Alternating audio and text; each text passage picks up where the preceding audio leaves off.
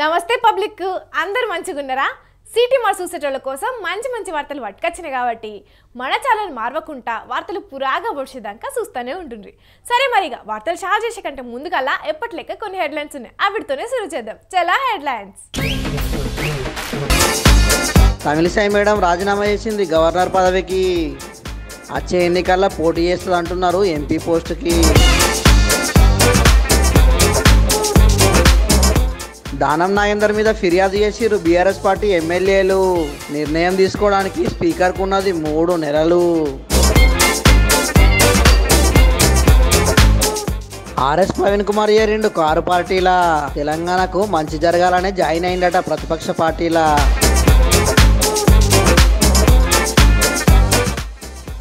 Black మనీని దొరకబట్టే పని ముంగటేసుకున్న గంగులు.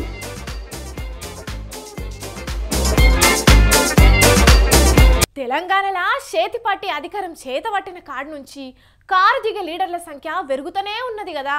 ఇక ఇప్పటిదాకా సిట్టింగ్ ఎంపీలు మాజీ ప్రజాప్రతినిధులే కారు పార్టీకి రాజీనామా చేసి రాష్ట్రంలో అధికారంలో ఉన్న కాంగ్రెస్ పార్టీలను, కేంద్రంలో అధికారంలో ఉన్న బీజేపీలను చేరుతున్నారు. కానీ నిన్న ఏకంగా ఖైరతాబాద్ కెంచి కారు గుర్తు మీద ఎమ్మెల్యేగా గెలిచిన దానం నాగేందర్ కూడా హస్తం కండువగా కప్పుకున్నాడు.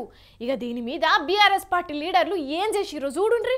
మొన్నటి అసెంబ్లీ ఎన్నికలలో బీఆర్ఎస్ పార్టీ తరఫున కారు గుర్తు మీద గెలిచిన దానం నాగేందర్ రెడ్డి సారు మళ్ళా కాంగ్రెస్ పార్టీలో చేరికయ్యిండు. దీని మీద గరానికి వచ్చిన కారు పార్టీ నాయకులు దానం నాగేందర్ మీద చర్యలు తీసుకోవాలని చెప్పి బీఆర్ఎస్ ఎమ్మెల్యేలు శాసనసభ స్పీకర్ గడ్డం ప్రసాద్ కుమార్ ను కలిసిండ్రు. కారు గుర్తు మీద గెలిచి ఏరే పార్టీలో చేరిండు కాబట్టి ఆయన మీద చర్యలు తీసుకోవాలని చెప్పి స్పీకర్ సార్ కోరిండ్రు. అటెన్క బయటకు వచ్చినాక మాట్లాడిన ఎమ్మెల్యే కౌశిక్ రెడ్డి కేసీఆర్ ఆదేశాల మేరకు ఖైరతాబాద్ ఎమ్మెల్యే దానం నాగేందర్ రెడ్డిపై అనర్హత వేటు వేయాలని చెప్పి స్పీకర్ కు ఫిర్యాదు చేసినట్టు చెప్పిండు.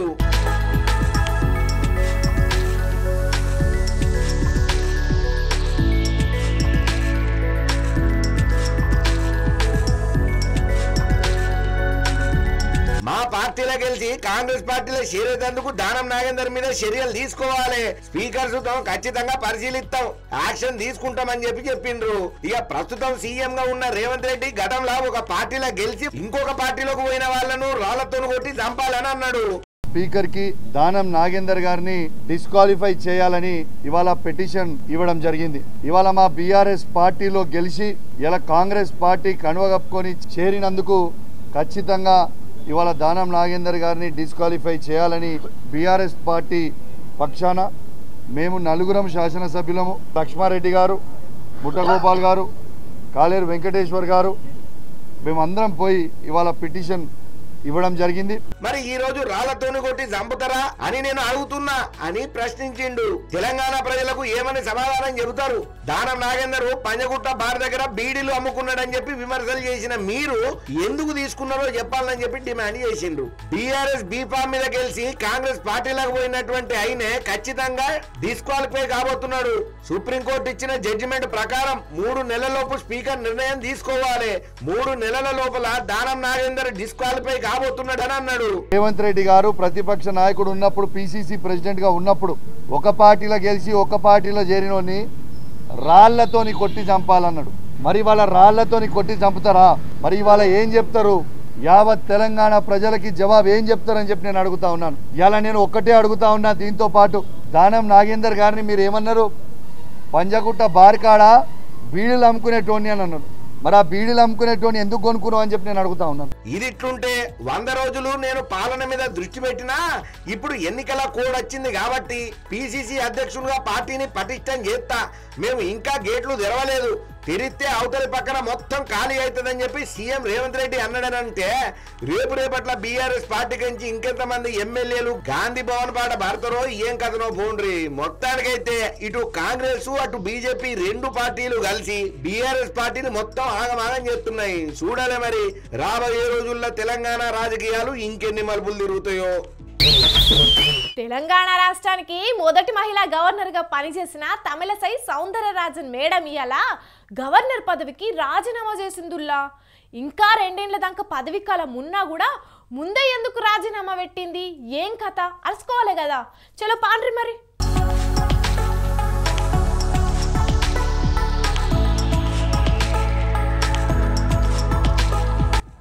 ఉమ్మడి ఆంధ్రప్రదేశ్ రాష్ట్రానికి గవర్నర్గా పనిచేసిన నరసింహన్ సారే తెలంగాణకు మొదటి గవర్నర్గా పనిచేసిండు. నరసింహన్ సారు గవర్నర్గా ఉన్నప్పుడు రాష్ట్ర ప్రభుత్వంతోని ఏం గడిబిడలేదు. రాజ్ భవన్కు ప్రగతి భవన్కు మధ్య మంచి సంబంధాలే ఉండే. ఇక నరసింహన్ సారు పదవి కాలం అయిపోయినాక 2019లా తెలంగాణ గవర్నర్గా బాధ్యతలు చేతబట్టిన కాడి నుంచి ఇటు సర్కార్కు అటు గవర్నర్ తమిళసై మేడంకు నడుమ పచ్చగడి వేస్తే బగ్గుమనే రేంజ్లా వైరం నడిచింది.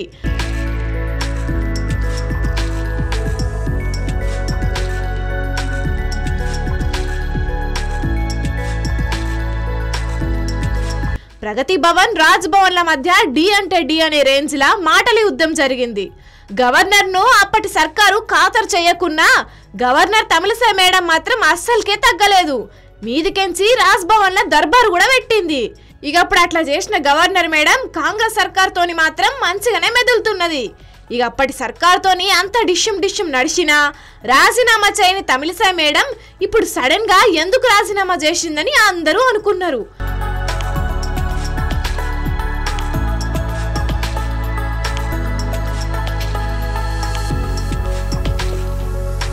కాకుంటే తెలంగాణ గవర్నర్గా బాధ్యతలు చేతపట్టక ముందు వరకు కూడా తమిళనాడు రాష్ట్ర బీజేపీ అధ్యక్షురాలిగా పనిచేసిన తమిళసై మేడం ఇప్పుడు మళ్ళా ప్రత్యక్ష రాజకీయాలకు ఎంటర్ కాబోతున్నదని వార్తలు వస్తున్నాయి.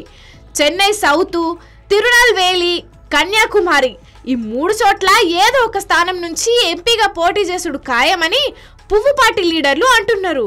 చూడాలే మరి రాబోయే రోజుల్లో ఎంపీగా గెలిచి పార్లమెంట్లో అడుగు పెడతదో లేకుంటే ఇంకా వేరే ఏమన్నా పదవులు చేతబడుతుందో.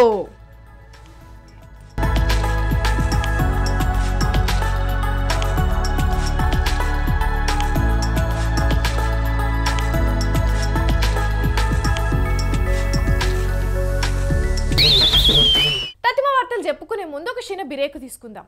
ఏడికి పోకుండ్రి, జల్దీనే అత్త, సరేనా? ఏనుగు మీద ఎక్కొస్తా, ప్రగతి భవన్ గడిలు పలగొడతా. బహుజన రాజ్యం రావాలంటే బీఎస్పీ అధికారంలోకి రావాలి. నేను ముఖ్యమంత్రిని అయితా, అప్పుడు మార్పంటే ఏందో సూంచుతా అని ఆర్ఎస్ ప్రవీణ్ కుమార్ సారు ఒంటికాల మీద లేచిండు. కానీ సీన్ కట్ చేస్తే ఎవరినైతే తిట్టిండో ఇప్పుడు వాళ్ళ దగ్గరికే చేరిండు.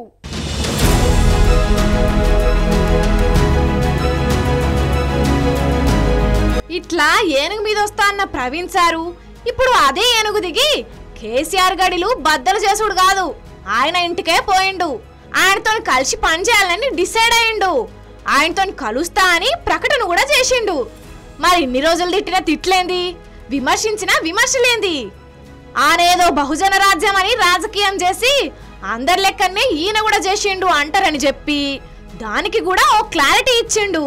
ఒక ప్రత్యేకమైన పరిస్థితుల్లో నేను మరి గౌరవ మాజీ ముఖ్యమంత్రి శ్రీ కేసీఆర్ గారి ఆహ్వానం మేరకు నేను భారత రాష్ట్ర సమితిలో ఈరోజు చేరబోతున్నాను. మిత్రులారా, తెలంగాణవాదం బహుజనవాదం రెండు ఒకటే. ప్రాణహిత నది గోదావరి నది ఏ విధంగా అయితే కలుస్తాయో, మరి కృష్ణా నది తుంగభద్ర నది ఏ విధంగా అయితే కలుస్తాయో, ఆ విధంగా తెలంగాణ ఒకప్పుడు తెలంగాణవాదం బహుజనవాదం రెండు కూడా ఒకటే. ఇన్నరా, నేను పోవాలనుకుంటే అధికార పార్టీలకు పోవచ్చు గాని అట్లా చేయలేదు. నేను వాళ్ళు గేట్లెత్తితే గొర్రెలెక్కన నేను కాంగ్రెస్ కు పోలేదు. ఆ గొర్రెల్లా నేను గొర్రెను కాను. ప్యాకేజీలే నాకు కావాలనుకుంటే అధికార పార్టీలకు పోతా కదా అని ఉల్టా ప్రశ్నించిండు. లేకపోతే మీరు గేట్లు తెరిస్తే మరి చాలా మంది పెరికి పందలు, చాలా మంది అసమర్థులు, చాలా మంది స్వార్థపరులు, సో వాళ్ళందరూ కూడా ఆ గేట్ల గొర్రెల మంది లాగా వస్తున్నారు. ఆ గొర్రెల మందిలో ప్రవీణ్ కుమార్ ఒకడు కాలేదు. ప్రవీణ్ కుమార్ నిజమైన నికార్సైన నిజాయితీ కోసం పనిచేసే నాయకుడు కాబట్టి ఆ గొర్రెల మందిలో ఒకడు కాలేదని బాధపడుతూ మరి అక్కసుతో ఈ మాట అంటున్నారు రేవంత్ రెడ్డి గారు. మరి మీరే చెప్పాలి. కానీ ఎంత చెప్పినా గతంలో కేసీఆర్ మీద ప్రవీణ్ సార్ మాట్లాడిన మాటలను జనం మర్చిపోతారా? కానీ ఏందో ఏమప్పో, రాజకీయాల్లో శాశ్వత శత్రువులు శాశ్వత మిత్రులు ఉండరు అని అంటారు. దానికి అతీతమైతే ఎవ్వరు కాదని ఇప్పుడు ఇంకా స్పష్టంగా అర్థమైంది. పాలమూరు బిడ్డ అని ప్రతి సభలో చెప్పుకుంటున్న రేవంత్ రెడ్డి గారు, నేను కూడా పాలమూరు బిడ్డనే. మీరు ఒకవైపు శృతి మెత్తగా నన్ను పొగడుతూనే మరోవైపు నన్ను చాలా శృతి మెత్తగానే వార్నింగ్ ఇస్తున్నారు మీరు. సో నిన్న మీరు Telangana state public service commission chairman పదవికి నన్ను మరి ఆహ్వానం పలికినట్టుగా మరి నేను దాన్ని తిరస్కరించినట్టుగా చెప్పిండ్రు. మరి నేను మళ్ళీ చెప్తున్నా, నేను తిరస్కరించిన మాట వాస్తవమే. నేను ప్రజాక్షేత్రంలో ఉండాలనుకున్నా. లేకపోతే మరి ప్రవీణ్ సార్ అంటే చదువుల కోసం పరితపిస్తాడు, విద్యార్థుల జీవితాలను మారుస్తాడు అని ఎంతో మంది అనుకునేది. మరి ఇప్పుడు సారు పొలిటికల్ స్టాండ్ మారింది కాబట్టి సారును ఇష్టపడే వాళ్ళందరూ ఏమంటారో చూడాలిగా. ఈ మధ్య చోరీలు కొంత తగ్గుముఖం పట్టినని అనిపిస్తుందని అనుకునే లోపే కొంతమంది చోరాసురులు మళ్ళా వాళ్ళ చేతులకు పనిచెప్తున్నారు. ఇక చెడ్డి గ్యాంగ్లను కూడా రాష్ట్రం కించి తరిమేసినాం అని పోలీసులు చెప్పారు కానీ వాళ్ళు ఇప్పుడు మళ్ళోసారి ప్రత్యక్షమైనరు. మరి వాళ్ళు చేసిన ఘనకార్యం ఏందో ఆడుచుకుందాం పాండ్రుల్లా.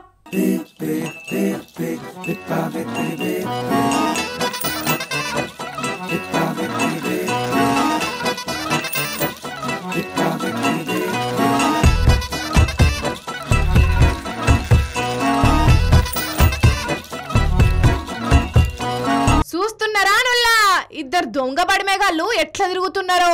వాళ్ళ తాత సొమ్మేదో దాచినట్టే మొత్తం కల తిరుగుతున్నారు. మేము స్కెచ్ చేసిందంటే గురి తప్పేదే లేదన్నట్టే చేసిర్రు. మరి దొంగోళ్ళు చోరకలలా పిహెచ్డీలు చేసిర్రో ఏం పాడో తెలియదు గాని మొత్తానికైతే అటు ఇటు తిరిగి వచ్చిన పని మాత్రం గానిచ్చిండ్రు.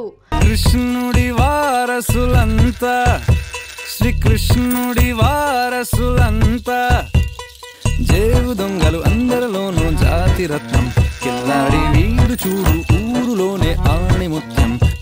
ఓ కృష్ణుడి వారసులంతా, చోరులుగా వీళ్ళంతా, అరితేరినాయి చెతివాటమిది అలనాటి మేటి కళ్ళలో ఒక్కటి. మియాపూర్లున్న వరల్డ్ వన్ స్కూల్ కౌంటర్లున్న 7,85,000 రూపాయలను ఈ చెడ్డి గ్యాంగ్ బట్టేబాజ్ గాళ్ళు చోరీ చేసిర్రు. తెల్లారి సీసీ కెమెరాలో చూసి పోలీసులకు ఫిర్యాదు చేసిర్రు స్కూల్ యాజమాన్యం పెద్దలు. వాళ్ళెట్టో లాకెట్టో దోచేస్తారురా, ఆడపిల్లలైన అందంగానే కోసేస్తారురా. అరే బ్రహ్మం గారి కైన ఊహరానే లేదురా, అకాల జ్ఞానం కందని విద్య కనిపెట్టారు చూడరా. మోసం జరిగిన ప్లేసు ఒక చోటుని లేదురా బాసు, వీళ్ళేమో చూస్తే క్లాసు మరి పనుల బాగా మాసు. అరితేరినాయి చెతివాటమిది అలనాటి మేటి కళలలో ఒకటి. కేసు రాసుకున్న పోలీసులు ఆ దొంగలను పట్టుకొని లోపలేద్దామని చూస్తున్నారట. మరిగా పబ్లిక్ మీరైతే జర జాగ్రత్తగా ఉండుండ్రి. ఈ నడుమ దొంగలు నిర్యాధ్వానంగా తయారైతున్నారు. మీరు కట్టబడి సంపాదించుకున్న సొమ్ము దొంగల పాలు అయినాక ఎంత బాధపడ్డా ఏం ఫాయిదా ఉండదు.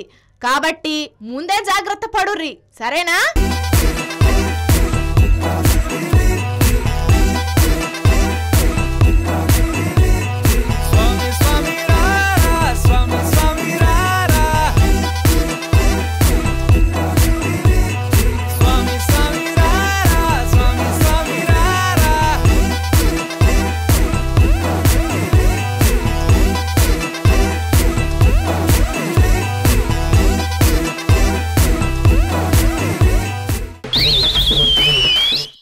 ఇక ఇవ్వల్లా ఇయాల్టి సిటీ మరి వార్తలు మేము చెప్పినని జబర్దస్త్గా ఉన్నాయిలే.